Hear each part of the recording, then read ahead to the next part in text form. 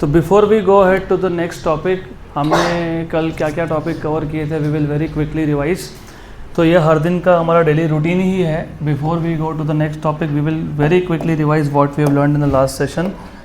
तो हम लोगों ने लास्ट लेक्चर में रोटेशनल डायनामिक्स ये चैप्टर स्टार्ट किया था। And as I told you कि रोटेशनल डायनामिक्स में दो पार्ट्स हैं। उसमें से पहला पार्ट है सर्कुलर मोशन। तो we started off with circular motion. उसमें सबसे पहले मैंने आपको मोशन क्या होता है डिफाइन करके दिया था। Motion is the change in the position of the particle with time. जब एक पार्टिकल का पोजीशन विथ टाइम चेंज हो उसको बोलते हो मोशन। मोशन दो टाइप के होते हैं, linear and angular. Linear motion में particle moves along a straight line और एंगुलर मोशन में it moves along a curve path. Very good. फिर हमने काइनेमैटिक्स कंपेयर किए थे दोनों के, किसके, लीनियर के और एंगुलर के। तो काइनेमैटिक्स से जब तुम कंपेयर करते हो तो काइनेमैटिक्स मतलब बेसिकली जो पैरामीटर हम लोग मोशन का स्टडी करने के लिए यूज़ करते हैं उसको बोलते हो काइनेमैटिक्स। तो लीनियर मोशन में और एंगुलर मोशन के काइनेमैटिक्स को हमने कंपेयर किया था। सबसे पहला पैरामीटर जो हम यूज़ करते हैं वो होता है डिस्प्लेसमेंट। लीनियर मोशन में इसको डिनोट करते हो एक्स बार। ये मेजर होता है मीटर्स में। इसके डायमेंशंस होते हैं L⁻⁴। इसका डायरेक्शन होता है along the direction of motion. जिस डायरेक्शन में मोशन है उस डायरेक्शन में होता है डिस्प्लेसमेंट। यहाँ पे एंगुलर डिस्प्लेसमेंट डिनोट होता है थीटा से। इसका यूनिट होता है रेडियन और डायमेंशन लेस है, it does not have any dimensions. और इसका डायरेक्शन हम देते हैं right hand thumb rule. Right hand thumb rule. तो remember right hand thumb rule में you are suppose to curl your fingers around the direction of motion और thumb को outstretch करोगे। तो कर्ल्ड फिंगर्स अगर मोशन के डायरेक्शन में point करे तो थंब कहाँ पॉइंट कर रहा है, in the direction of angular displacement. Very good. फिर दूसरा पैरामीटर हमने देखा था वेलोसिटी। वेलोसिटी को हम लीनियर मोशन में डिनोट करते हैं v से, मेजर करते हैं मीटर पर सेकेंड, डायमेंशनली L1t-1। और यहाँ पे ये होता है ओमेगा, राइट। और बेसिकली मेजर्ड इन रेडियन पर सेकेंड, L0t-1। जो डायरेक्शन डिस्प्लेसमेंट का है वही डायरेक्शन वेलोसिटी का है दोनों केसेस में। तो लीनियर मोशन में the direction of linear velocity is along linear displacement और एंगुलर केस में the direction of angular velocity is along angular displacement, मतलब अलोंग द एक्सिस। फिर तीसरा पैरामीटर हमने देखा था एक्सेलरेशन। एक्सेलरेशन को हम डिनोट करते हैं a बार मीटर पर सेकेंड स्क्वायर। डायमेंशंस होते हैं L1t-2। यहाँ पे डिनोट करते हैं अल्फा से और रेडियन पर second square, dimensions L0t-2। Acceleration दोनों केस में it can have two different direction, या तो वेलोसिटी के डायरेक्शन में या वेलोसिटी को अपोजिट डायरेक्शन। डिपेंड करता है स्पीड के वैल्यूज़ पे। अगर फाइनल वेलोसिटी या इनिशियल से ज़्यादा है तो एक्सेलरेशन और वेलोसिटी का डायरेक्शन क्या है, सेम। और अगर उल्टा है तो अपोजिट। Very good. देन इसके बाद हमने देखा था इक्वेशंस ऑफ काइनेमैटिक्स।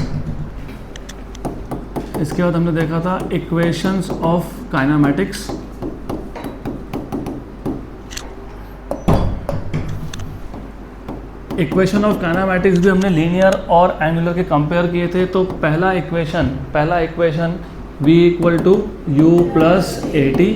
यहाँ पे होता है omega final = omega initial plus alpha t। Very good. Second equation s = ut + 1/2 at²। Theta = omega initial plus 1/2 alpha t²। s के जगह पे थीटा, u की जगह पे ओमेगा इनिशियल और a की जगह पे अल्फा। तीसरा इक्वेशन देखा था हमने v² = u² + 2as। Omega final square = omega initial square plus 2 alpha theta. Good. बाकी के दो देखे थे पर ठीक है, वो इतने ज़्यादा रेलेवेंट नहीं है तो कोई बात नहीं, उसको छोड़ देते हैं। इसके बाद हमने देखा था relationship between linear parameters and angular parameters. Linear quantities और एंगुलर क्वांटिटी का रिलेशन। जैसे लीनियर में डिस्प्लेसमेंट को s बोलते हो, एंगुलर में थीटा। लीनियर में वेलोसिटी होता है v, यहाँ होता है ओमेगा। लीनियर में एक्सीलरेशन होता है a, यहाँ होता है अल्फा। फिर क्या करते हो, आर से मल्टीप्लाई करते हो तो s equal to r theta, v equal to r omega, a equal to r alpha. Good. ये पैरामीटर सारे के सारे तुमको काम में आने वाले हैं आगे, इसलिए ये पता होना इम्पॉर्टेंट है। तो s equal to r theta, v equals to r omega and a equals to r alpha. इसके बाद हमने स्टार्ट किया था सर्कुलर मोशन।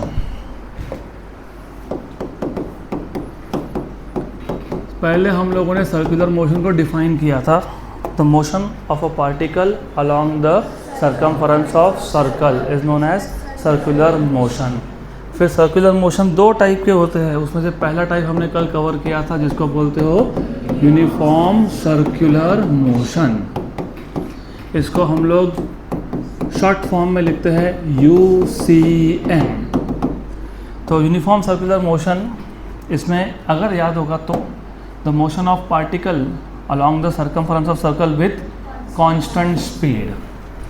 तो हमारे पास एक पार्टिकल है जो एक सर्कल के अलोंग मूव हो रहा है but with constant speed.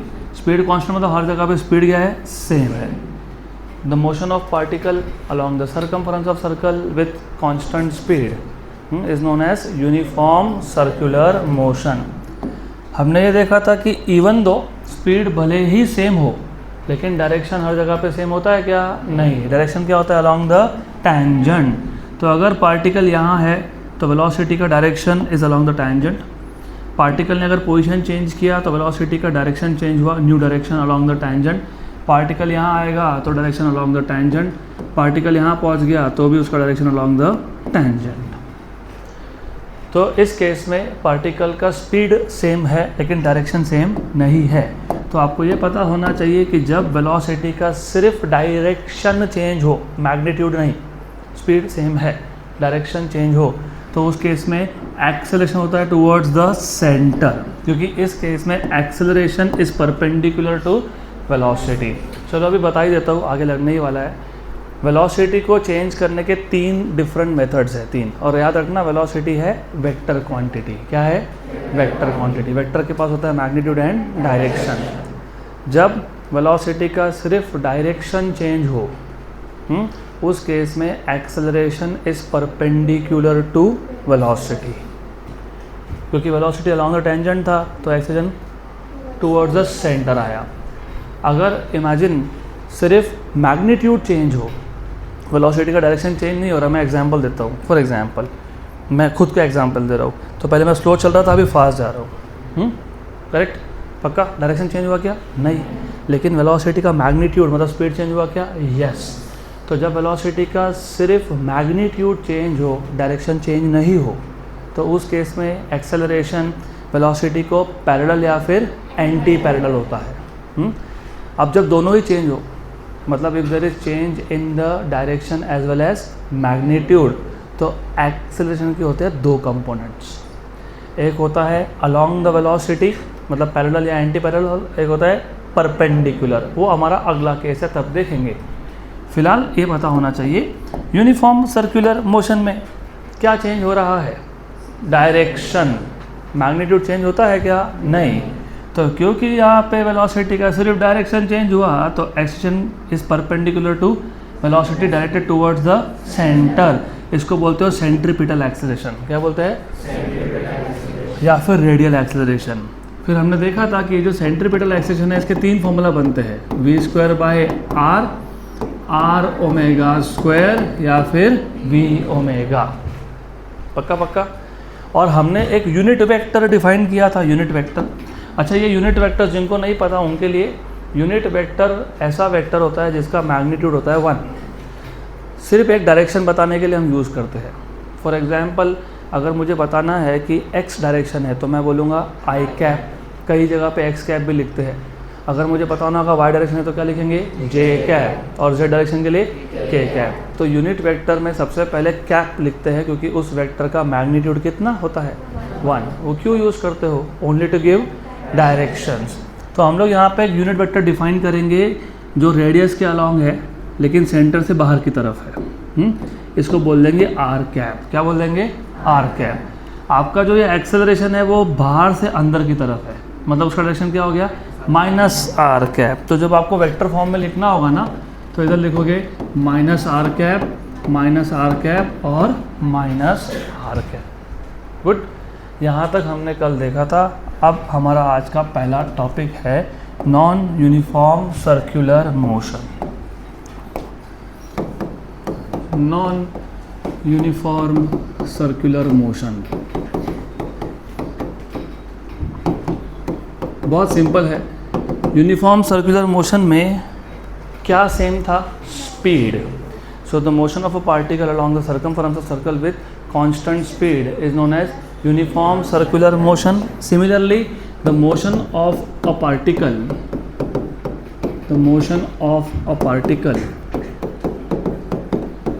along the circumference of circle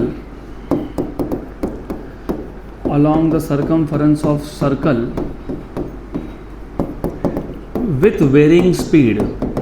अब यहाँ पे स्पीड कांस्टेंट नहीं है, यहाँ पे स्पीड चेंज हो रहा है। with varying speed is known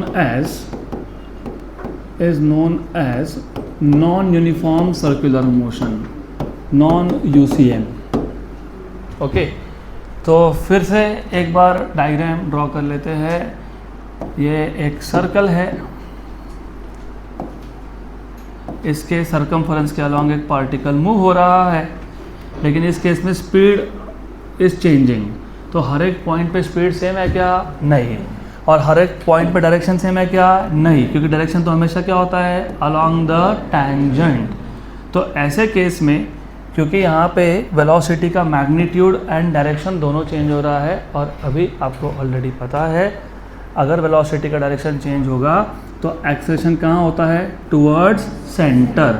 मतलब यहाँ पे रेडियल या फिर सेंट्रीपिटल एक्सेलरेशन तो है ही, लेकिन साथ में क्योंकि यहाँ पे स्पीड भी चेंज हो रहा है, और मैंने आपको अभी बताया कि जब वेलोसिटी का मैग्नीट्यूड एंड डायरेक्शन दोनों चेंज हो तो एक्सेलरेशन के कितने कंपोनेंट्स होते हैं? 2। Due to change in direction कौन सा कंपोनेंट होता है? रेडियल। और due to change in speed कौन सा होता है? टैंजेंशियल। तो यहाँ पे ना एक्सेलरेशन के 2 कंपोनेंट होते हैं, एक होता है टुवर्ड्स द सेंटर रेडियल या फिर सेंट्रीपिटल, एक होता है along the tangent which is called as tangential. तो in this case there are two components of acceleration.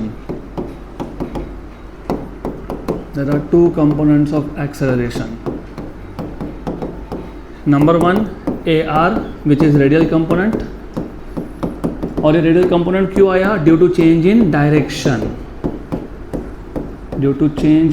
direction। और दूसरा कंपोनेंट कौन सा है? टैंजेंशियल। दूसरा कंपोनेंट है टैंजेंशियल AT। और ये कहाँ से आया? Due to change in speed, मतलब due to change in magnitude. Clear यहाँ तक? पक्का। अब थोड़ा सा 11 का बेसिक्स की ज़रूरत है, तो मैं पहले 11 का बेसिक्स बता देता हूँ। फॉर एग्ज़ाम्पल अगर हमारे पास 2 वेक्टर्स हैं, ये है A बार, यहाँ पे है B बार, और इन दोनों में एंगल है थीटा, और ये दोनों वेक्टर्स का टेल, अभी ये तो पता होना ही चाहिए what is head and what is tail. जिस पॉइंट से वेक्टर स्टार्ट होता है उसको बोलते हो टेल, और जिस पॉइंट पे वेक्टर एंड होता है उसको बोलते हो हेड। यहाँ पे ना दोनों वेक्टर्स का टेल सेम पॉइंट पे है, यहाँ पे है टेल। जब 2 वेक्टर सेम पॉइंट से स्टार्ट हो तो उनका रिजल्टेंट कहाँ जाता है पता है? Along the diagonal. अब रिजल्टेंट भी जिसको नहीं पता होगा, मैं और बेसिक्स में जाता हूँ। सिंपल थिंग, 2 वेक्टर मिलके जो काम कर रहे हैं ना वो सिंगल वेक्टर कर सकता है। तो 2 वेक्टर ड्रॉ करने की जगह पे जब हम एक सिंगल वेक्टर ड्रॉ करते हैं और वो दोनों का काम अकेला करता है, उसको बोलते हो रिजल्टेंट वेक्टर। क्या बोलते हैं? चलो थोड़ा और बेसिक्स में जाता हूँ। तो जिनका 11 का बेस नहीं, डोंट वरी, कोई प्रॉब्लम नहीं, हम लोग कवर कर लेंगे। चलो ठीक है, एकदम रियल लाइफ से कनेक्ट करते हैं। रियल लाइफ से कनेक्ट करेगा तो सब समझेगा। यहाँ पे एक बॉल था एट O पॉइंट, इसको मैंने एक फोर्स लगा दिया, वो O से आ गया P पे, फिर P पे फोर्स लगाया, वो आ गया Q पे, राइट? बराबर। फाइनली कहाँ से कहाँ गया? O से Q, इसको बोलते हो रिजल्टेंट वेक्टर। तो ये जो वेक्टर है directly from O to Q, ये वही काम कर रहा है जो दो वेक्टर ने मिलके किया। करेक्ट? पक्का पक्का? गुड। ये तुम्हारे जैसा तो बिहेवियर है। जाना होता है घर से क्लास, तुम निकलते हो घर से कहीं और जाते हो, फिर वहाँ से आते हो क्लास पे, लेकिन अल्टीमेटली कहाँ से कहाँ गए? घर से क्लास। तो सेम चीज़ है। अभी ये थोड़ा सा साइंस वालों का लिखने का प्रॉब्लम है, वो चीज़ों को सीधी भाषा में नहीं लिखते, वो थोड़ा सा घुमा फिरा के बातें करते हैं। अब ऐसा है, यहाँ पे जब दो वेक्टर्स हो, जहाँ पे पहला वेक्टर ख़त्म हुआ वहाँ से दूसरा वेक्टर स्टार्ट हो रहा है, तो जो रिजल्टेंट है वो पहले वेक्टर के टेल से दूसरे वेक्टर के हेड तक, इसको आपकी बुक्स में बोला जाता है triangle law of vector addition. क्यों? क्योंकि देखो ये दो साइड्स थे इनकम्प्लीट ट्राइंगल के। So when two vectors are represented in magnitude and direction by two sides of incomplete triangle, then the resultant is given by the third side. पक्का? अब इसी ट्राइंगल लॉ को थोड़ा सा और घुमा फिरा के बातें चलती है यहाँ। ऐसा है, ये वेक्टर है, वेक्टर के पास दो चीज़ें हैं। कौन सी दो चीज़ें? Magnitude and. अगर मैं वेक्टर का डायरेक्शन और मैग्नीट्यूड चेंज नहीं कर रहा हूँ तो मैं चाहूँ उस वेक्टर को वहाँ रख सकता हूँ, तो मैं उसको उठा के यहाँ भी रख सकता हूँ। बराबर? अब पहले केस में जहाँ पहला वेक्टर ख़त्म हो रहा था वहाँ से दूसरा वेक्टर स्टार्ट हो रहा था, सही है ना? यस। जो दूसरा केस है उसमें दोनों वेक्टर सेम पॉइंट से स्टार्ट हो रहा है। पहले केस में जहाँ पहला वेक्टर ख़त्म हुआ वहाँ से दूसरा वेक्टर स्टार्ट हुआ, फिर आपने बोला जो रिजल्टेंट है वो पहले के टेल से दूसरे के हेड तक है। अब ऐसा बोलते हो कि जब दो वेक्टर्स सेम पॉइंट से स्टार्ट हो और अगर दो साइड्स हो पैरेललोग्राम के, तो रिजल्टेंट वेक्टर होता है डायगोनल। क्या होता है? डायगोनल। Good good. तो ये रिजल्टेंट है, मतलब ये रिजल्टेंट वेक्टर वही काम करेगा जो ए और बी मिल के करेंगे। यहाँ तक क्लियर? अब इससे ज़्यादा जो लगेगा तब का तब देखेंगे, फिलहाल के लिए सफिशेंट। एंगल बिटवीन ए बार और बी बार कितना था? थीटा। तो आपको याद है क्या, ये जो रिजल्टेंट वेक्टर है आर बार, इसका मैग्नीट्यूड कितना आता है पता है? Under root of a square plus b square plus 2ab cos theta. Very good. अच्छा बताओ मेरे को, अगर ये दोनों वेक्टर एक दूसरे को परपेंडिकुलर हो गए, परपेंडिकुलर ऐसा, तो थीटा की वैल्यू कितनी बन जाएगी? What is cos 90? तो ये गया क्या यहाँ से? यस। तो दो वेक्टर का रिजल्टेंट क्या बन गया? Under root of a square plus b square. अब बोलोगे ये सब कहाँ काम में आता है? बताता हूँ। ये जो नॉन यूनिफॉर्म सर्कुलर मोशन था उसमें एक्सेलरेशन के कितने कंपोनेंट्स थे? दो। एक था टेंजेंशियल, एक था रेडियल। एक था टेंजेंशियल, दूसरा था रेडियल। टेंजेंशियल और रेडियल कंपोनेंट एक दूसरे को परपेंडिकुलर है क्या? हाँ। तो रिजल्टेंट कहाँ होगा? Along the diagonal. तो ये हो गया तुम्हारा रिजल्टेंट एक्सेलरेशन। इसी को सिर्फ आपके टेक्स्ट बुक में या नोट्स में ऐसा दिया है, ऐसा ये ना ऊपर दिखाने की जगह पे नीचे दिखाया है, कोई फ़र्क नहीं पड़ता। मैंने ऑलरेडी बोला था कि जो वेलोसिटी है या तो उसको पैरेलल या तो उसको एंटी पैरेलल। आपके टेक्स्ट बुक में क्या किया है ना, इधर दिखा दिया वो टेंजेंशियल कंपोनेंट। कोई बात नहीं, फ़र्क नहीं पड़ता। और फिर रेडियल कंपोनेंट और टेंजेंशियल कंपोनेंट इसको परपेंडिकुलर है क्या? यस। तो रिजल्टेंट कहाँ जाएगा? यहाँ। तो ये हो गया रिजल्टेंट एक्सेलरेशन। तो मुझे बताओ रिजल्टेंट एक्सेलरेशन का फॉर्मूला क्या बनेगा? Under root of a r square plus a t square. Therefore resultant acceleration is under root of a r square plus a t square. Done, simple. तो UCM और non UCM में difference क्या है? What is uniform circular motion? The motion of particle along the circumference of circle with constant speed. इस case में acceleration का कितने component होते हैं? एक। कहाँ होता है? Towards the centre. Non UCM क्या होता है? The motion of particle along the circumference of circle with varying speed. इस केस में एक्सेलरेशन के कितने कंपोनेंट होते हैं? दो। कहाँ कहाँ? Tangential and radial. और इनका रिजल्टेंट ए वो क्या होता है? Under root of a r square plus a t square. पक्का पक्का क्लियर एकदम? गुड। तो अब हमारा अगला टॉपिक है सेंट्रीपिटल एंड सेंट्रीफ्यूगल फोर्सेस। बहुत सिंपल टॉपिक है ये भी, और जितना नोट्स में दिया है उससे कम ही ज़रूरत है, तो एकदम सिंपल रखेंगे। तो सबसे पहले ये सेंट्रीपिटल फोर्स क्या होता है वो समझ लेते हैं। सेंट्रीपिटल फोर्स समझने के लिए तुमको ये पता होना चाहिए Newton's first law and Newton's second law of motion. What is Newton's first law of motion? Every object remains in a state of rest or in a state of uniform motion unless an external unbalanced force is applied to it। अगर मेरे पास एक object है जो rest में है तो वो rest में ही रहेगा। अगर एक ऑब्जेक्ट यूनिफॉर्म मोशन में है, यूनिफॉर्म मोशन का मतलब होता है कि वो ऑब्जेक्ट सेम डायरेक्शन में सेम स्पीड के साथ मूव होता जा रहा है। मतलब वेलोसिटी का ना डायरेक्शन चेंज हुआ ना मैग्नीट्यूड। तो एक ऑब्जेक्ट अगर रेस्ट पे है तो रेस्ट पे रहेगा, यूनिफॉर्म मोशन में है तो यूनिफॉर्म मोशन में रहेगा। कब तक? जब तक उस पर तुम एक्सटर्नल अनबैलेंस फोर्स नहीं लगाते। इसका सिंपल मतलब ये होता है, इसका सिंपल मतलब ये होता है कि ऑब्जेक्ट का जो स्टेट ऑफ मोशन है वो चेंज नहीं होगा जब तक तुमने एक्सटर्नल अनबैलेंस फोर्स नहीं लगाया। राइट, ये लॉ फर्स्ट लॉ है। दूसरा लॉ बताता है कि चलो मैंने एक्सटर्नल फोर्स लगा दिया, फिर क्या हुआ? फिर एक्सेलरेशन हुआ। इसका मतलब अगर आपको याद होगा तो आपने एक इक्वेशन डिराइव किया था F = ma। इसका मतलब ये होता है कि अगर एक्सेलरेशन प्रोड्यूस करना है, मतलब किसी भी बॉडी का वेलोसिटी चेंज करना है, तो किसकी ज़रूरत है? वेरी गुड, सही है। अब यूनिफॉर्म सर्कुलर मोशन, उसमें आपने बोल तो दिया, क्या बोला कि यहाँ पे स्पीड कांस्टेंट है, वेलोसिटी का क्या चेंज हो रहा है? डायरेक्शन। उसकी वजह से क्या आया? एक्सेलरेशन। वो कहाँ था?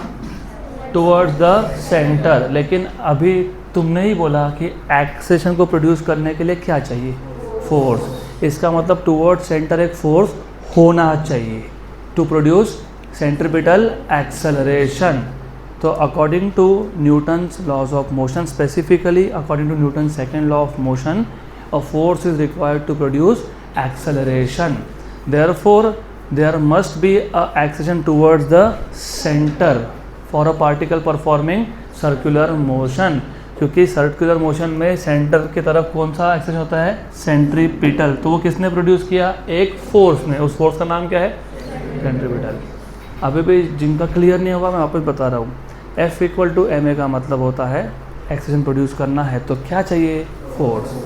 सर्कुलर मोशन में टूवर्ड सेंटर एक एक्सेशन होता है क्या? हाँ, कौन सा? सेंट्रीपिटल। तो फिर वो किसने प्रोड्यूस किया? तो वो प्रोड्यूस करने के लिए जो फोर्स चाहिए उसको क्या बोलते हो? Centripetal force. करेक्ट। तो according to Newton's laws of motion, according to Newton's laws of motion, a force is required, a force is required to produce acceleration, to produce acceleration. Good. So we know that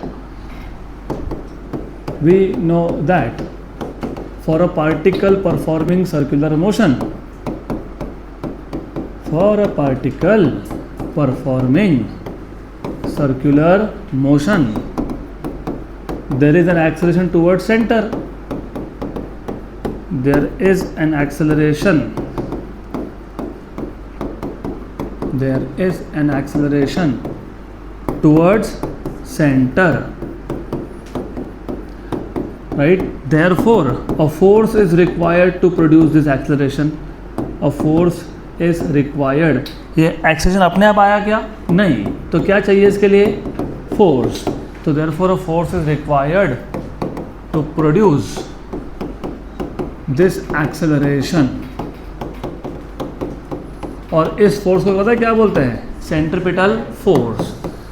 this force is known as centripetal force, is known as centripetal force. यहाँ तक clear? पक्का? अभी one sentence में define करेंगे। A force acting on the particle performing circular motion which is directed towards the centre is known as centripetal force. A force किस पे act हो रहा है? On the particle. पार्टिकल क्या कर रहा है? Circular motion. A force acting on the particle performing circular motion directed towards the center is known as centripetal force. So a force acting on the particle performing circular motion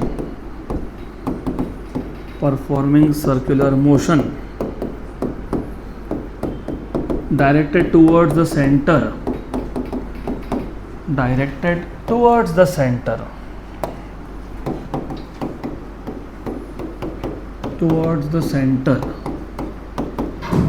is known as centripetal force. अब इसके formula भी बना लेंगे, लेकिन उससे पहले again particle जब circular motion perform करता है तो टूवर्ड सेंटर क्या होता है, एक्सेलरेशन। वो एक्सेलरेशन को प्रोड्यूस करने के लिए क्या चाहिए, force.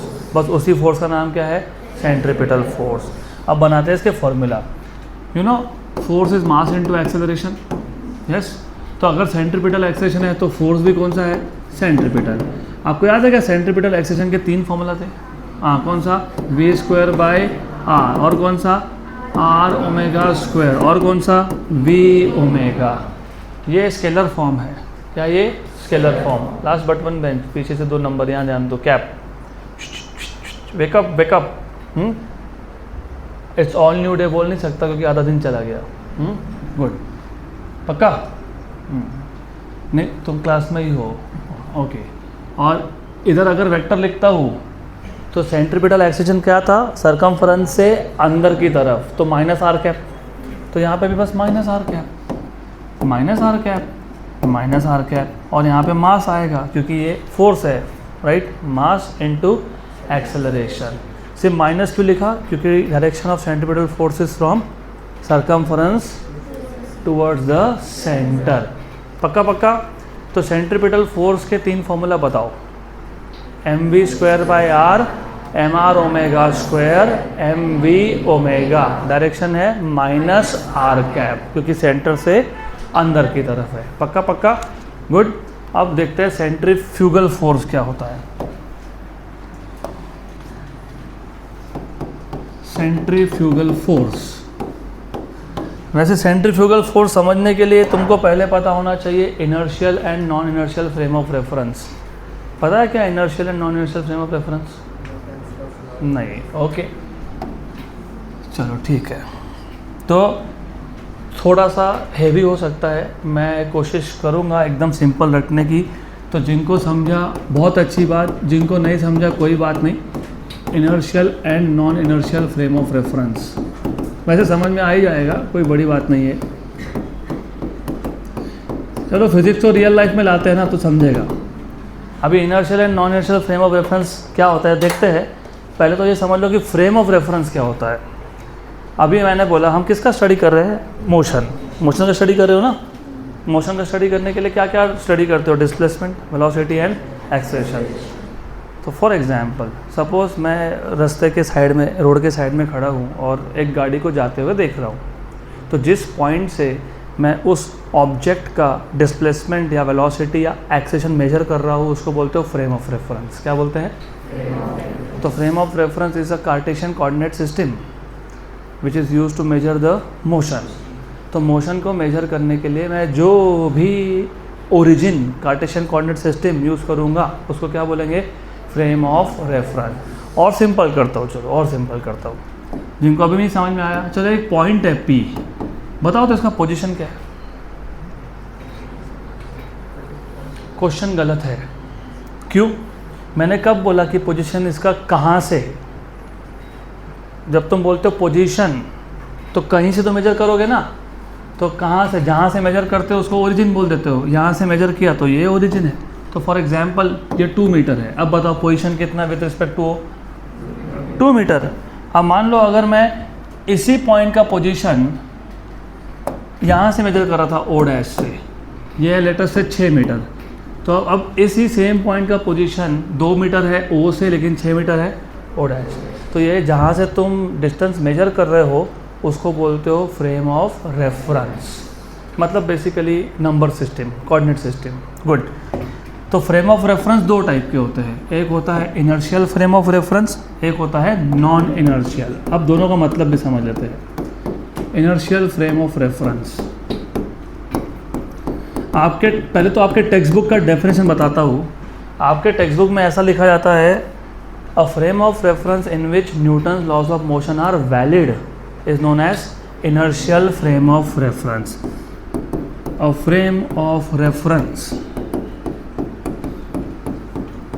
in which Newton's laws of motion are valid. Newton's laws of motion are valid is known as inertial frame of reference. Is known as inertial. और इनर्शियल फ्रेम का और एक नाम है नॉन एक्सेलरेटेड। क्या बोलते हैं इसको? Non accelerated frame of reference. ये बुक का डेफिनेशन, और इसका मतलब क्या वो समझो। वो आपको नोट्स में नहीं दिया है सब, तो यहाँ पे ध्यान दो, क्योंकि इट इज़ एक्सपेक्टेड कि 11 में ये तुमको ऑलरेडी तुम्हारा हो जाना चाहिए था, नहीं हुआ, कोई बात नहीं। अब यहाँ ध्यान दो। अभी तुमसे मैंने पूछा Newton's first law and second law. आपने ये बताया कि न्यूटन्स फर्स्ट लॉ के हिसाब से जब तक एक बॉडी पे एक्सटर्नल अनबैलेंस फोर्स नहीं लगेगा तब तक उसका स्टेट ऑफ मोशन चेंज नहीं होगा, बराबर। मतलब उसका एक्सेशन नहीं होगा। एक्सेशन होगा कब? जब उस पर क्या लगेगा? External unbalance force. अब एक काम करते हैं, इसको थोड़ा समझने के लिए एक इमेजिनरी एग्जाम्पल लेते हैं। लेट अस से मोबाइल फ़ोन का स्टैंड ना, ये ऑब्जेक्ट है और मैं ऑब्जर्वर हूँ। तो मैं कौन हूँ? फ्रेम ऑफ रेफरेंस हूँ। कौन हूँ मैं? तो मेरे फ्रेम ऑफ रेफरेंस से ये जो मोबाइल का स्टैंड है वो रेस्ट पे है कि मूविंग है? रेस्ट पे है। Very good. उसका वेलोसिटी कितना हो गया? और एक्सेशन में कितना हो गया? 0, क्योंकि वेलोसिटी 0 तो acceleration is 0, because acceleration is dv/dt, rate of change of velocity. इसका तो वेलोसिटी ही नहीं है, बराबर। और वैसा होना भी चाहिए, क्योंकि न्यूटन्स लॉ हमको ये बताते हैं जब तक इस पर फोर्स नहीं लगेगा तब तक इसका क्या नहीं होना चाहिए? एक्सेलरेशन। Very good. अब थोड़ा सिचुएशन को चेंज करता हूँ। अब मैं ही ऑब्जर्वर हूँ, लेकिन अभी मैं कांस्टेंट वेलोसिटी के साथ मूव होते होते इसको देख रहा हूँ। तो ये ऑब्जेक्ट मुझे रेस्ट पे दिखेगा कि मूविंग दिखेगा? मूविंग, लेकिन विद कांस्टेंट वेलोसिटी, क्योंकि मेरा खुद का वेलोसिटी क्या था? कांस्टेंट। ये आप सब ने एक्सपीरियंस किया रियल लाइफ में, जब आप गाड़ी से जा रहे थे और बाहर देखते हो, आपको ऐसा दिखता है पेड़ पीछे जा रहा है। रियलिटी तो ये है कि तुम आगे जा रहे हो, बराबर। अब सेम सिचुएशन में जब मैं खुद यूनिफॉर्म मोशन में था और मैं इस ऑब्जेक्ट को ऑब्जर्व कर रहा था, तो ये ऑब्जेक्ट मेरे लिए मोशन में था, बट विथ कांस्टेंट वेलोसिटी। तो एक्सेशन 0 है क्या? यस, क्योंकि वेलोसिटी क्या है? कांस्टेंट। मतलब दोनों ही केसेस में एक्सेशन क्या आ रहा है? 0। पहले केस में ऑब्जर्वर रेस्ट पे था तो ऑब्जेक्ट भी रेस्ट पे था। दूसरे केस में ऑब्जर्वर मूविंग था विथ कांस्टेंट वेलोसिटी, और ये जो ऑब्जेक्ट है ये मूविंग था विथ कांस्टेंट वेलोसिटी, लेकिन एक्सेशन क्या है? 0। तो दोनों केस में एक्सेशन क्या है? 0। और होना भी चाहिए, क्योंकि फोर्स लगा क्या उस पर? नहीं। तो ये दोनों फ्रेम ऑफ रेफरेंस में Newton laws of motion valid है क्या? यस। तो इन रियलिटी ऐसा फ्रेम ऑफ रेफरेंस जो खुद रेस्ट पे हो या खुद मूविंग हो विथ कांस्टेंट वेलोसिटी, वो कौन सा फ्रेम ऑफ रेफरेंस होता है? इनर्शियल, क्योंकि उस केस में ऑब्जेक्ट का एक्सेलरेशन की वैल्यू क्या मिलने वाली है? 0। और मिलनी भी चाहिए, क्योंकि न्यूटन्स लॉज ऑफ मोशन ने पहले ही बता दिया कि जब तक फोर्स नहीं लगेगा तब तक एक्सेशन नहीं होगा। तो इन रियलिटी जब आप बोलते हो ना a frame of reference in which Newton's laws of motion are valid is known as inertial frame of reference, उसका मतलब होता है inertial frame of reference is a frame of reference which is at rest or which is moving with constant velocity. तो a frame of reference, नहीं तो centrifugal force समझ में ही नहीं आने वाला तुमको। a frame of reference which is at rest or moving with constant velocity or moving with constant velocity. Velocity constant मतलब एक्सेशन क्या होता है? इसलिए इसको पता है क्या बोलते हैं? Non accelerated. Moving with constant velocity is known as inertial frame of reference और non accelerated frame of reference. तो ये हो गया दो definition inertial frame of reference की, बराबर। दूसरा कौन सा आएगा? Non inertial frame of reference.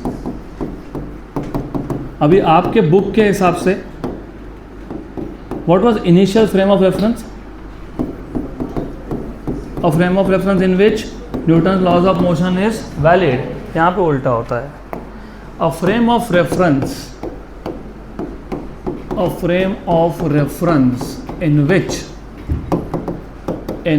Newton's laws of motion are invalid. Newton's laws of motion are invalid. इसमें Newton's laws of motion valid नहीं है, is known as, क्या बोलेंगे इसको? नॉन इनर्शियल या फिर एक्सेलरेटेड फ्रेम ऑफ रेफरेंस। अब इसका मतलब भी समझ लेते हैं। सेम एग्जांपल, मैं ऑब्जर्वर हूँ, मैं फ्रेम ऑफ रेफरेंस हूँ, ऑब्जेक्ट रेस्ट पे है, मैं भी रेस्ट पे हूँ, तो ऑब्जेक्ट का वेलोसिटी 0, एक्सेलेरेशन 0। कौन सा रेफरेंस, कौन सा फ्रेम है ये? इनर्शियल। एक्सेलेरेशन 0 आ रहा है, आना चाहिए क्योंकि इस पर फोर्स लगा क्या? नहीं। मैं ऑब्जर्वर हूँ, मैं कांस्टेंट वेलोसिटी के साथ मूव हो रहा हूँ और मैं इस ऑब्जेक्ट को ऑब्जर्व कर रहा हूँ, तो मेरे लिए इस ऑब्जेक्ट का वेलोसिटी कांस्टेंट है, यस और नो? एक्सेलेरेशन 0 है, यस और नो? तो कौन सा फ्रेम ऑफ रेफरेंस है? इनर्शियल। कौन सा है? इनर्शियल। अब थोड़ा सिचुएशन चेंज करते हैं। मैं ऑब्जर्वर हूँ, मैं एक्सेलरेट करते करते इसको देख रहा हूँ, मतलब मैं खुद एक्सेलरेटेड फ्रेम में हूँ, तो मेरे लिए इस ऑब्जेक्ट का वेलोसिटी सेम रहेगा कि चेंजिंग होगा? चेंजिंग होगा। मतलब इस ऑब्जेक्ट का एक्सेलरेशन होगा कि नहीं होगा? होगा, यस होगा ना, क्योंकि ऑब्जर्वर खुद एक्सेलरेटेड है, तो उसके लिए ऑब्जेक्ट भी क्या होता है? एक्सेलरेटेड। तो इसका एक्सेलरेशन होगा कि नहीं होगा? हाँ, लेकिन इस पर फोर्स कहाँ लगा? लगा क्या फोर्स? नहीं। लेकिन न्यूटन लॉज ऑफ मोशन क्या बोलता है आपको? जब तक फोर्स नहीं लगेगा तब तक एक्सेलरेशन नहीं होगा। यहाँ तो हो गया। तो ऐसे फ्रेम ऑफ रेफरेंस को क्या बोलते हैं हम लोग?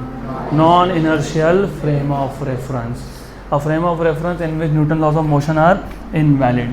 तो ये जो non inertial frame of reference होते हैं ना, ये एक्सेलरेटेड होते हैं, जैसे तुमने यहाँ बोला था। A frame of reference which is at rest और मूविंग विथ कांस्टेंट वेलोसिटी। वैसे ही नॉन इनर्शियल के लिए क्या बोलोगे? A frame of reference which is accelerated is known as non inertial frame of reference. पक्का? अब देखो गड़बड़ कहाँ होती है? गड़बड़ यहाँ हो जाती है, हम मोशन को समझने के लिए या मोशन का स्टडी करने के लिए हमेशा न्यूटन्स लॉज ऑफ मोशन ही यूज़ करते हैं। पक्का पक्का? तो मोशन का स्टडी करने के लिए कौन से लॉ यूज़ करते हो? Newton's laws of motion. लेकिन न्यूटन लॉज ऑफ मोशन के हिसाब से तो ऑब्जेक्ट का एक्सेलरेशन होना ही नहीं चाहिए था। हो गया। क्यों हो गया? क्योंकि फ्रेम खुद क्या था? एक्सेलरेटेड। क्या था? तो अभी इसको कैसे समझाएंगे? कैसे समझाऊंगा मैं बोलूँगा हाँ देखो ये ऑब्जेक्ट का एक्सेलरेशन हो रहा है लेकिन फोर्स तो लग नहीं रहा, तो फिर इसको वैलिड कैसे बनाओगे? न्यूटन लॉज ऑफ मोशन को वैलिड कैसे बनाओगे? तो हम क्या करते हैं, ज़बरदस्ती एक फोर्स का टर्म लिख देते हैं इक्वेशन के अंदर। उसको बोलते हैं सूडो फोर्स। क्या बोलते हैं? Pseudo force. सूडो मतलब नकली, फेक। अभी तुमको रियल और सूडो फोर्स का डिफरेंस भी बता देता हूँ, वो भी 11 में था। पता है? ठीक है। नहीं पता है तो भी ठीक है। देखो दो टाइप के फोर्सेस होते हैं, real and pseudo. Real force mister red, real force ऐसा फोर्स होता है जिसका सोर्स एक्सटर्नल होता है। Real force is a source which has external source, external origin. Example, earth and moon, उन दोनों में फोर्स है क्या? हाँ। कौन सा? ग्रेविटेशनल। तो मून पे अर्थ फोर्स लगा रहा है और अर्थ पे मून। ऐसा हुआ कि मून ही खुद पे फोर्स लगा रहा है? नहीं। तो ये जो रियल फोर्सेस होते हैं ना, उस पे जो फोर्स लगता है वो बाहर से कोई लगा रहा है। तो real forces are those forces which has external source, जैसे ग्रेविटी हो गया, जैसे इलेक्ट्रोस्टैटिक फोर्स हो गया, एक चार्ज दूसरे पे फोर्स लगा रहा है, बराबर। जैसे तुम खुद बेंच पे बैठे हो, तुम्हारा वेट क्या है? एक्शन, और बेंच तुम पे क्या लगा रहा है? तो रिएक्शन बेंच लगा कि खुद ने खुद पे लगा दिया। तो ये भी रियल फोर्स है। अब होते हैं सूडो फोर्सेस, उसका भी एग्जांपल देता हूँ। इमेजिन तुम गाड़ी से जा रहे हो और सडनली राइट टर्न आया, तो तुमको ऐसा लगता है कि किसने तुमको लेफ़्ट में धक्का दे दिया? हुआ क्या? फिर ऐसा पुश टू द लेफ़्ट हुआ ही होगा। गाड़ी जाते जाते ब्रेक लगा, brake, you feel a push to the forward direction. फिर गाड़ी चला तो you feel push to the backward direction. अगर एक गाड़ी राइट में टर्न ले रहा है, you feel push to the left में टर्न लेगा पुश टू द राइट। पर रियलिटी में तुमको किसने धक्का दिया ही नहीं, फिर तुमको ये पुश क्यों फील हुआ? क्योंकि जैसे ही टर्न आया, जैसे ही टर्न आया तो वो सर्कुलर मोशन बन गया कि नहीं? सर्कुलर मोशन में एक एक्सेलेरेशन होता है, बराबर। और एक्सेलरेशन मतलब एक्सेलरेटेड फ्रेम ऑफ रेफरेंस कौन सा होता है पता है? कौन सा होता है? Non inertial. तो उस केस में तुम पे एक फोर्स लग गया, किसी ने बाहर से नहीं लगाया, तुम्हारे खुद की बॉडी ने खुद पे लगा दिया, उसको बोलते हैं सूडो फोर्स। क्या बोलते हैं? तो अभी यहाँ तक का कॉन्सेप्ट समझेगा तो तुमको सेंट्रीफ्यूगल फोर्स समझ में आएगा। चलो अब सेंट्रीफ्यूगल समझने के लिए एक लास्ट चीज़ तुमको पता होनी चाहिए। सबसे पहले बताओ, सेंट्रीपिटल समझा गया अच्छे से? कोई भी ऑब्जेक्ट जब सर्कुलर मोशन परफॉर्म कर रहा होगा तो उस पर टुवर्ड सेंटर एक फोर्स होता है, उसको क्या बोलते हो? सेंट्रीपिटल। उसके बाद इनर्शियल फ्रेम ऑफ रेफरेंस, ऐसा फ्रेम ऑफ रेफरेंस होता है जिसमें Newton laws of motion valid होते हैं, मतलब वो फ्रेम ऑफ रेफरेंस या तो रेस्ट पे है या फिर यूनिफॉर्म वेलोसिटी के साथ मूव हो रहा है।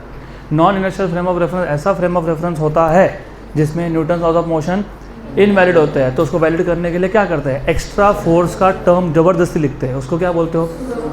सूडो फोर्स का बेस्ट एग्जांपल है कि जब आप गाड़ी में जा रहे थे, गाड़ी ने राइट टर्न लिया तो तुमको कहाँ एक पुश फील हुआ? कहाँ पे? To the left. तो ये था because of your own mass, उसको क्या बोलते हो? Pseudo force. यहाँ तक क्लियर? अब ये मेरे पास एक ऑब्जेक्ट है पेन, चलो बताओ इसको छोड़ दिया तो कहाँ जाएगा? क्यों जाएगा? क्योंकि ग्रेविटेशन फोर्स कहाँ है? नीचे, बराबर। मतलब तुम ये बोलने की कोशिश कर रहे हो कि ऑब्जेक्ट उस डायरेक्शन में मूव होता है जहाँ पे क्या हो? फोर्स। क्या हो? फोर्स। Very good.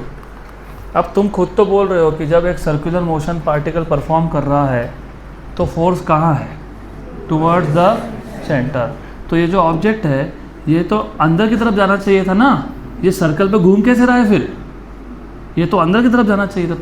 तुमने ही बोला कि अगर मैं पेन को ड्रॉप करता हूँ तो नीचे जाएगा। क्यों? क्योंकि ग्रेविटी का है नीचे। मतलब तुम ये बोल रहे थे कि जिस डायरेक्शन में फोर्स होगा उस डायरेक्शन में ऑब्जेक्ट जाएगा, हाँ कि ना? तो सर्कुलर मोशन में फोर्स होता कहाँ है? हाँ, तो फिर ऑब्जेक्ट अंदर जाना चाहिए तो सर्कल पे क्यों घूम रहा है? तो इस केस में क्योंकि सर्कुलर मोशन है तो ये कौन सा फ्रेम है? Non inertial. तो इस ऑब्जेक्ट पे एक फोर्स लग रहा है, कौन सा? सूडो। और वो सूडो फोर्स होता है टुवर्ड सेंटर। कौन था? सेंट्रीपिटल। तो ऑब्जेक्ट कहाँ जाना चाहिए था? Toward centre. जा रहा है क्या? नहीं। मतलब इसको कुछ बैलेंस कर रहा है ना। कौन बैलेंस कर रहा है पता है? Centrifugal force. तो centrifugal force is a pseudo force acting on the particle performing circular motion directed outwards. जैसे सेंट्रीपिटल कहाँ था? इनवर्ड। सेंट्रीफ्यूगल कहाँ है? आउटवर्ड्स। बस इतना पता होना चाहिए कम से कम। बाकी इनर्शियल नॉन इनर्शियल तुमको नहीं भी समझा तो कोई प्रॉब्लम नहीं है, सिर्फ सेंट्रीफ्यूगल फोर्स का डेफिनेशन अच्छे से तुमको पता होना चाहिए।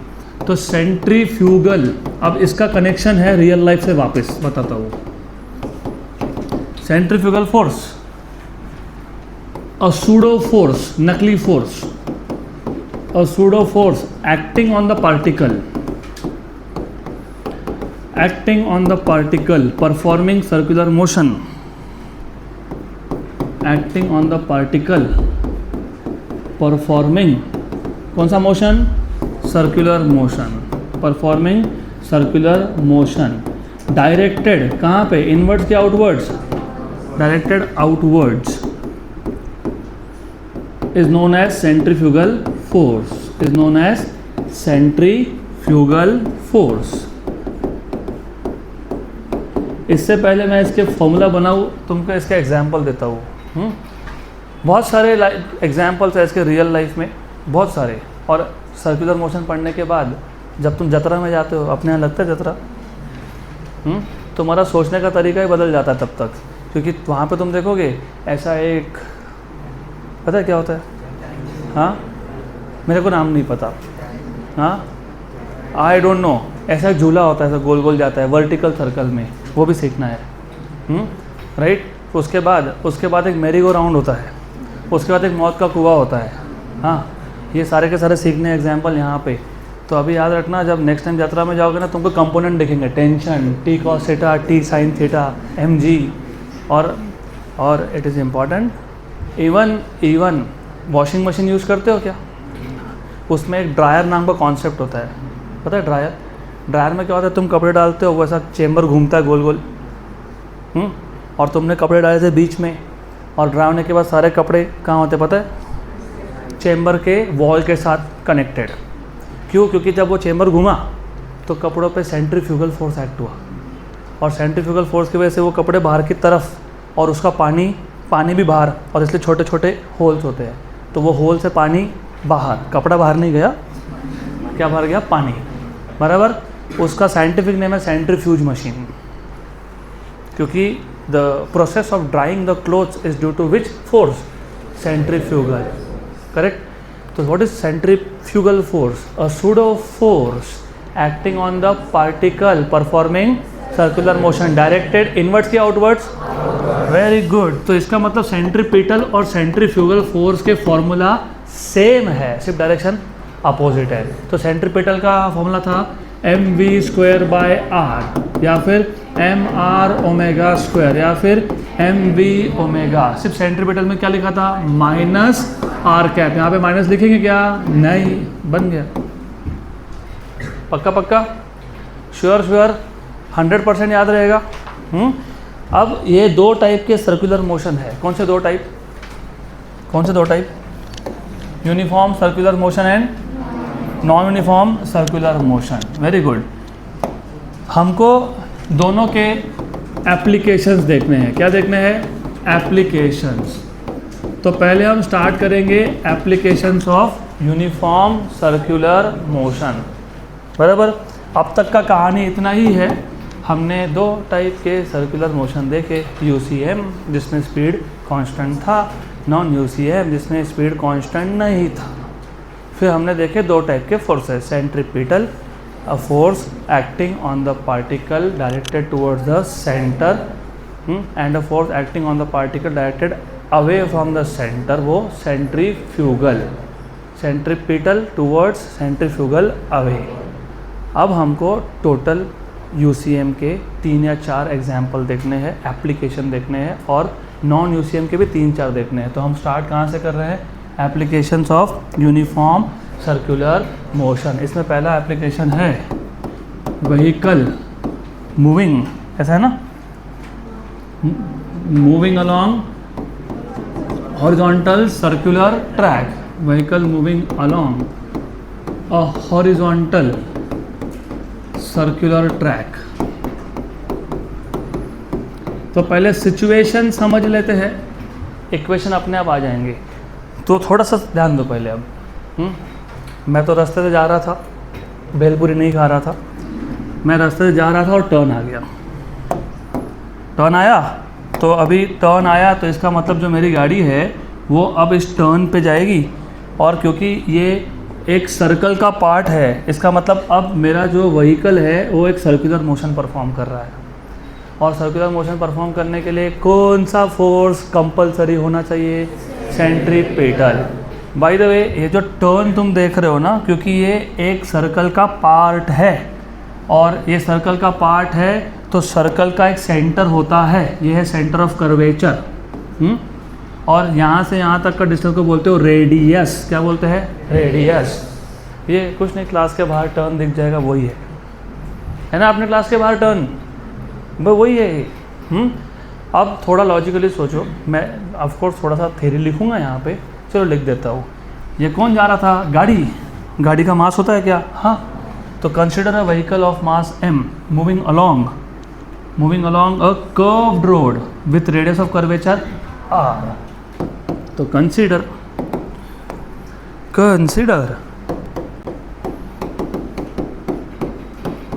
a vehicle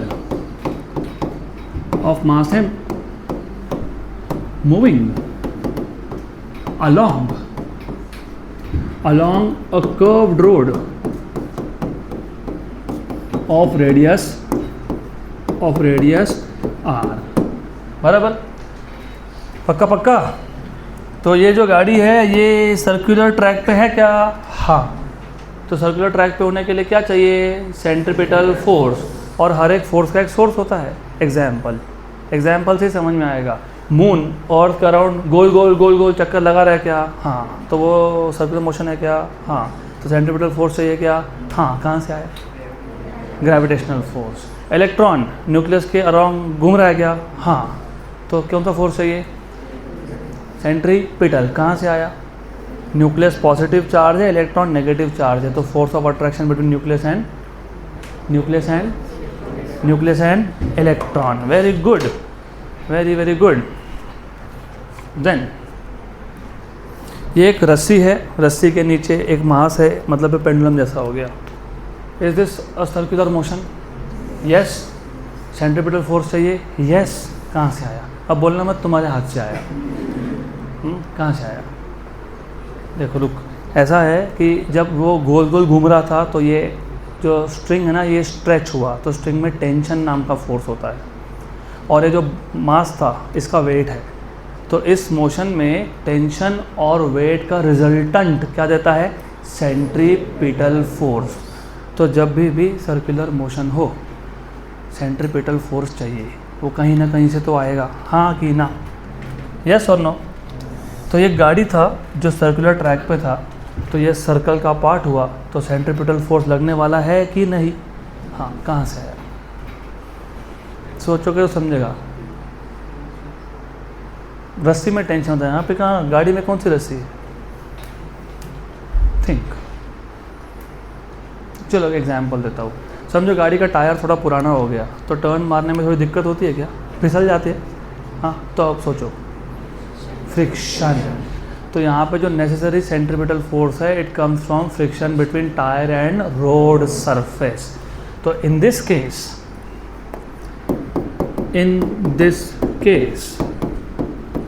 the necessary centripetal force for circular motion, the necessary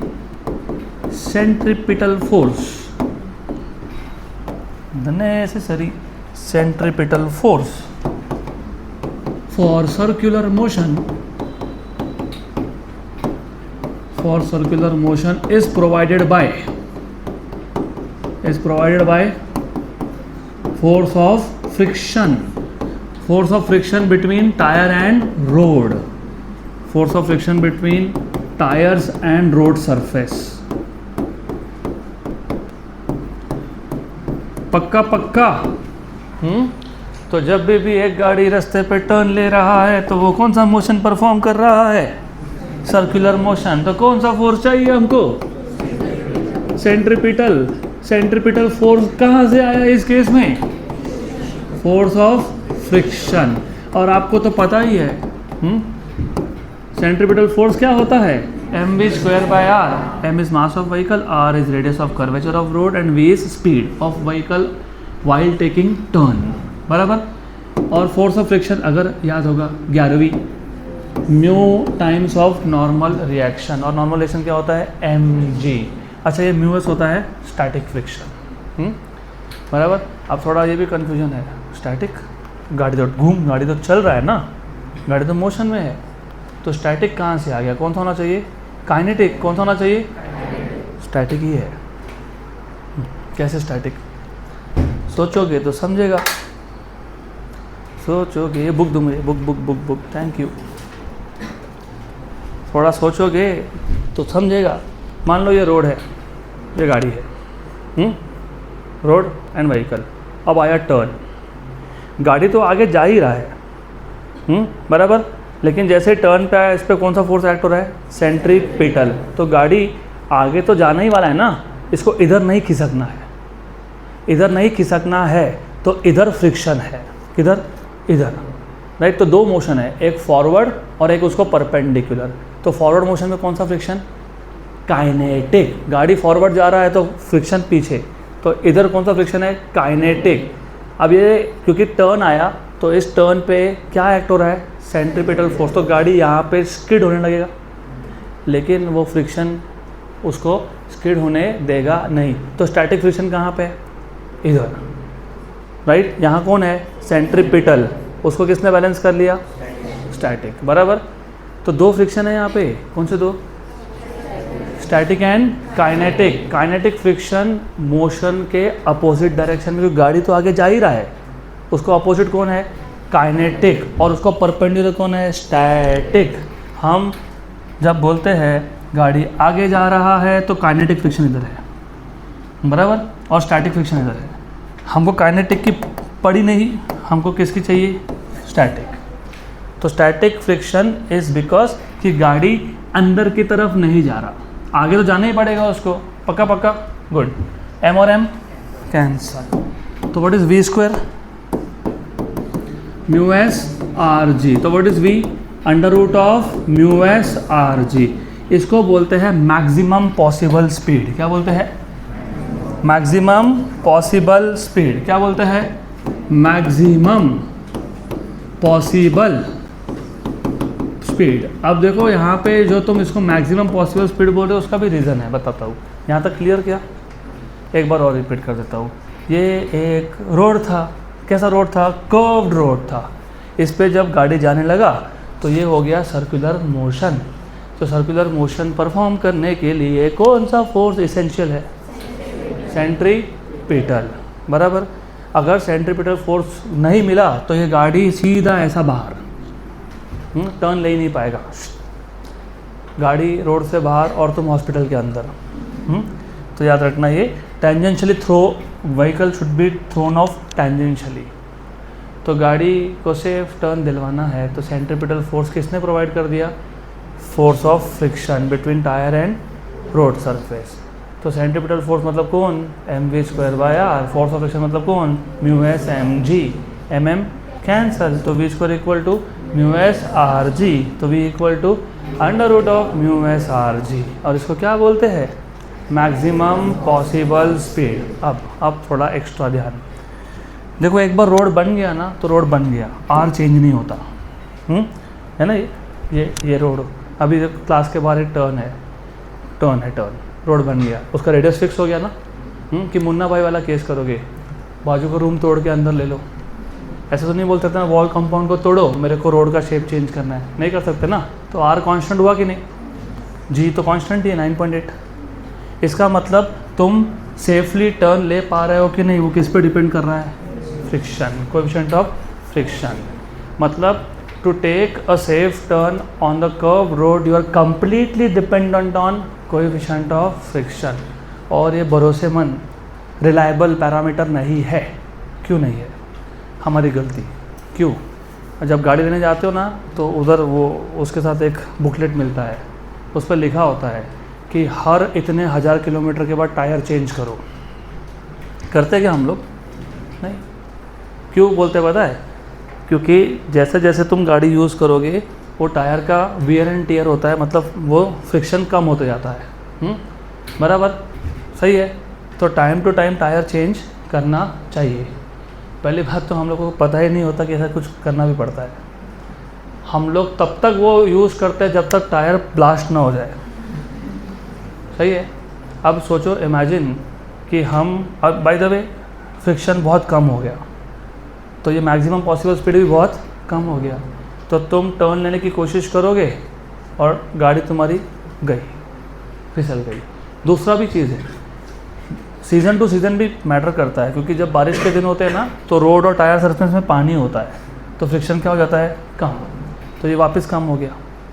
इसका मतलब मैक्सिमम आपको अगर सेफली टर्न लेना है तो मैक्सिमम पॉसिबल स्पीड किस पे डिपेंड कर रहा है, म्यू। और ये म्यू एस ये रिलायबल पैरामीटर नहीं है, क्योंकि it can change with the condition of road and tyre, it can also change from season two season, right. तो फिर अब इसका सॉल्यूशन क्या, पहले प्रॉब्लम समझेगा तो सॉल्यूशन समझ में आएगा। प्रॉब्लम ये है कि मुझे गाड़ी को सेफ टर्न दिलवाना था, लेकिन सेफ टर्न दिलवाने के लिए जो मैक्सिमम पॉसिबल स्पीड है वो किस पे डिपेंड कर रहा है, म्यू। ये म्यू पे मेरा भरोसा नहीं, कभी भी चेंज हो गया, कम ज़्यादा हो गया तो फिर I don't know what happens, बराबर। तो अब इसका सॉल्यूशन है second part, vehicle on a banked road. ये पहला एप्लीकेशन था, अब दूसरा application, vehicle on a banked road. सबसे पहले ये बैंकिंग ऑफ रोड क्या होता है वो समझते हैं। और ये बैंकिंग ऑफ रोड्स तुमको हाईवे पे देखने को मिलेगा। तो क्या करते हैं पता है, हाईवे पे ये जो रोड है, जब टर्न आया, सिर्फ टर्न पे जब टर्न आया तो ये जो रोड का बाहर का पार्ट है ना, इसको थोड़ा सा ऊपर उठा लेते हैं, नेक्स्ट टाइम जब जाओगे हाईवे पे और से टर्न आया तो ज़रा नोटिस करना, तुमको बाहर का जो सरफेस है, outer edge of the road, थोड़ा सा ऐसा ऊपर दिखेगा। The process of raising the outer edge of the road with respect to inner edge is known as banking of roads. बराबर। तो या फिर रेसिंग ट्रैक पे या हाईवेज पे जहाँ पे बहुत फास्ट गाड़ी चलती है ना, जब टर्न आता है तो रोड को थोड़ा सा ऊपर उठा लेते हैं, और अगली बार जब तुम ट्रैवल करोगे तो 100% ध्यान देना, नोटिस करोगे कि टर्न पे थोड़ा सा ऐसा ऊपर है उठाया। ये वाला जो पार्ट है इनर एज, ये तुम्हारा डिवाइडर का साइड है, और वो बाहर वाला जो है वो आउटर एज है। तो बैंकिंग ऑफ रोड क्या होता है? The process of raising the outer edge of the road with respect to inner edge. तो पहले बैंकिंग ऑफ रोड को डिफाइन कर लेते हैं हम लोग। The process of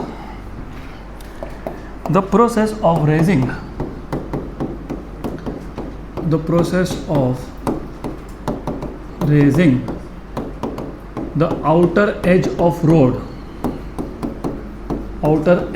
road with respect to its inner edge,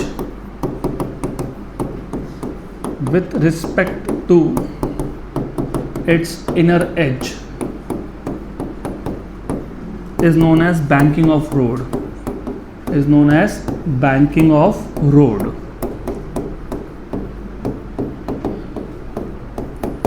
और ये जो एंगल बना थीटा, इसको बोलते हैं एंगल ऑफ बैंकिंग। क्या बोलते हैं? Angle of banking. डिफाइन कैसे करोगे? The angle made by the surface of road with respect to horizontal. ये हॉरिजॉन्टल लाइन है, ये रोड का सरफेस है, तो रोड के सरफेस ने हॉरिजॉन्टल के साथ जितना एंगल बनाया उसको क्या बोलते हो? Angle of banking. क्या बोलते हैं? Angle of banking. Angle of banking. The angle made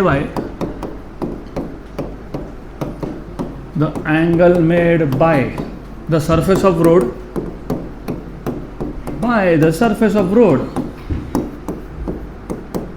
with respect to horizontal is known as angle of banking. Is known as angle of banking. यहाँ तक क्लियर? पक्का? तो वापस से तुमको पहले बता दो प्रॉब्लम क्या है। जब प्रॉब्लम समझेगा तो सॉल्यूशन समझ में आएगा।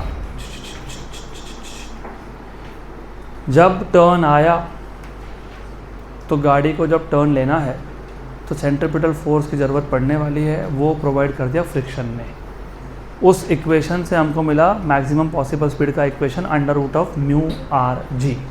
इसका मतलब अगर मुझे गाड़ी को सेफली टर्न दिलवाना है तो मैं कम्प्लीटली कोएफिशिएंट ऑफ फ्रिक्शन पे डिपेंडेंट हूँ, जो डिपेंड करता है टायर के कंडीशन पे या फिर वेदर पे। मतलब अगर मेरी गाड़ी का टायर बहुत पुराना है और थोड़ा सा समझो रेनी सीज़न है तो फ्रिक्शन कम हो गया। अब क्योंकि फ्रिक्शन कम हो गया तो अगर मैं बहुत फास्ट जा रहा था रोड पे तो मेरी गाड़ी गई रोड से बाहर, फ्रिक्शन कम हो गया तो मैं भी गया। तो मैं नहीं जाना चाहिए, इसलिए गवर्नमेंट बेचारा हमारा हेल्प करता है थोड़ा साइंस अप्लाई करके। वो क्या करते हैं, उनको पता है हम लोगों की आदत, वो कितने भी बोर्ड लगा दे कि टर्न पे इतनी स्पीड से ऊपर मत जाओ, हम कहाँ देखते हैं। तो क्या करते हैं पता है, वो जब टर्न आया ना तो आउटर एज को थोड़ा सा ऊपर उठा लेते हैं। इसको बोलते हैं banking of road. The process of raising the outer edge of the road with respect to its inner edge is called as banking of road. And the angle made by the surface of road with respect to horizontal is called as angle of banking। अब आप बोलोगे इससे क्या हुआ? अब इससे क्या वो समझेगा, वो समझने के लिए पहले हमको एक गाड़ी दिखानी पड़ेगी इस रोड पे। तो मान लो ये एक गाड़ी है और थोड़ा सा एक्स्ट्रा ध्यान चाहिए। ये वापस तुम्हारा बुक दिखाओ, सो हेल्पफुल, गुड, ध्यान दो, सब समझेगा। ये है रोड, ये है गाड़ी, ये आया टर्न, राइट। तो ऐसा टर्न पे सिर्फ इसको थोड़ा सा ऊपर उठा लिया, बराबर। और ये टर्न ऐसा था, या ऐसा था, जैसा भी था, चलो ऐसा टर्न था, इधर टर्न था, तो सेंटर यहाँ आएगा कि नहीं? हाँ, तो सेंटर उधर है। मतलब मैं इसको अगर रेस कर रहा हूँ तो सेंटर उस तरफ है, हाँ कि ना? थोड़ा ध्यान देना, बराबर। तो जो ये रेस किया सेंटर उधर है, तो इधर भी मैंने रेस किया क्या? तो सेंटर किधर है? इधर। सेंटर किधर है? इधर। तो ये डायरेक्शन किसकी है पता है? सेंटर ऑफ रोड, क्योंकि ये कर्वेचर है ना, बराबर। जब टर्न आया तब तुमने ऐसा रोड को ऊपर उठाया ना, सीधे रोड पे नहीं होता है, वो कहाँ होता है? जब कर्वेचर आया। क्या आया? जब टर्न आया तब। जब टर्न आया तब। तो जब टर्न आया तो हमने क्या किया? रोड को थोड़ा सा क्या कर लिया? ऊपर उठा लिया। क्या कर लिया? ऊपर उठा लिया। तो ये वाला डायरेक्शन किसका है? सेंटर का। ये टू द सेंटर है, हाँ कि ना? यस। अब इससे क्या हुआ आपको पता है? ये गाड़ी जिसका मास था m, इसका वेट है mg। क्या है? mg। आपको पता है mg is always directed here. Good. फिर आपको पता है जैसे तुम बेंच पे बैठे हो तो बेंच तुम पे एक फोर्स लगा रहा है, नॉर्मल रिएक्शन। वैसे ही कोई भी ऑब्जेक्ट जब एक सरफेस पे हो तो सरफेस उस पर क्या लगाता है पता है? Normal reaction. तो ये हो गया नॉर्मल रिएक्शन। और नॉर्मल रिएक्शन हमेशा सरफेस को परपेंडिकुलर होता है। क्या होता है? परपेंडिकुलर। तो ये पता है कौन है? Normal reaction. ये कौन है? Normal reaction. ये कौन है? Normal reaction. अब ये लाइन नंबर 1, ये लाइन नंबर 2। लाइन 1 और 2 में कितना एंगल? थीटा। ये लाइन नंबर 3, लाइन नंबर 4, ये लाइन 3, ये लाइन 3 लाइन 1 को क्या है? और लाइन 4 लाइन 2 को क्या है? तो अगर 1 और 2 में थीटा है तो इन दोनों को परपेंडिकुलर लाइन में भी एंगल पता है क्या बनता है? थीटा। क्या बनता है? थीटा। बराबर, हाँ कि ना? तो ये एंगल भी कितना हो गया? थीटा। Very good. ये जो नॉर्मल रिएक्शन था n, इसका एक कंपोनेंट यहाँ, एक कंपोनेंट यहाँ। एंगल को लग के पता है कौन सा कंपोनेंट होता है? कॉस। तो ये पता है कौन है? n cos theta. और ये पता है कौन है? n sin theta. पक्का? तो सिर्फ हमने रेस करने से क्या हुआ कि नॉर्मल रिएक्शन के कंपोनेंट हो गए, एक n cos थीटा और एक n sin थीटा। अब ज़रा डायग्राम देख के बताओ, n cos थीटा क्या काम कर रहा है? mg को बैलेंस कर रहा है, राइट? वेट को बैलेंस कर दिया किसने? n cos। Very good, very very good. तो n cos थीटा। और इसके बाद 3 topic back to back, 3 topic, same process करना है तुमको। क्या करना है? Same process. तो पहले देखोगे कि वेट को मतलब mg को किसने बैलेंस किया? किसने बैलेंस किया? n cos। ये बन गया तुम्हारा इक्वेशन नंबर 1। अब ये तुमने बैंकिंग कब किया? जब क्या आया? टर्न। टर्न आया तो तुमको क्या चाहिए था? Centripetal force. और सेंट्रीपिटल फोर्स कहाँ होता है? Toward centre. तो डायग्राम देख के बताओ टुवर्ड सेंटर कौन है? तो सेंट्रीपिटल फोर्स कौन प्रोवाइड कर रहा है? n sin theta. ये बन गया तुम्हारा दूसरा इक्वेशन। तो पहला इक्वेशन होता है कि mg को किसने बैलेंस किया, दूसरा होता है सेंट्रीपिटल फोर्स किसने प्रोवाइड किया, तीसरा होता है 2/1।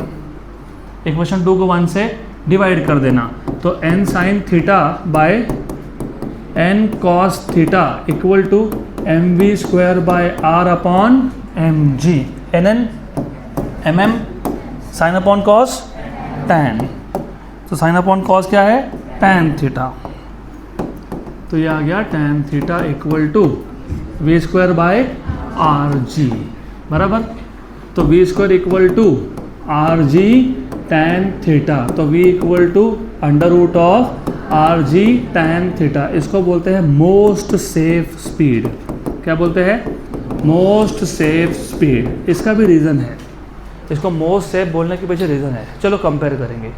जब तक मैंने बैंकिंग नहीं किया था, मतलब जब तक मैंने आउटर एज को ऊपर नहीं उठाया था, तब तक मेरा मैक्सिमम पॉसिबल स्पीड क्या था? Under root of mu r जी। और मतलब तुम टर्न लेने के लिए कंप्लीटली किसके ऊपर डिपेंड हो गए थे? फ्रिक्शन। फ्रिक्शन 0 तो तुम टर्न ले पाओगे क्या? नहीं। बराबर, पक्का पक्का, श्योर श्योर, 100%। 100% देवान गेवान काही चालणार नाही। अब हमने क्या किया? हमने सिर्फ यहाँ पे आउटर एज को क्या किया? ऊपर उठा लिया। इसको क्या बोला? Banking of road. The process of raising outer edge with respect to inner edge is called as banking of road. सिर्फ बैंकिंग करने से पता है क्या हो गया? मोस्ट सेफ स्पीड का इक्वेशन क्या आ गया? Under root of r g tan। Mu तो है ही नहीं, मतलब फ्रिक्शन 0 भी हो गया तो भी तुम सेफली टर्न ले पाओगे। बराबर, इसलिए इसको क्या बोलते हैं? Most safe speed. मतलब फ्रिक्शन 0 हो गया तो भी don't worry, you can still take turn safely. इसलिए इसको क्या बोलते हैं? Most safe speed. पक्का? इसके आगे का अगले लेक्चर में।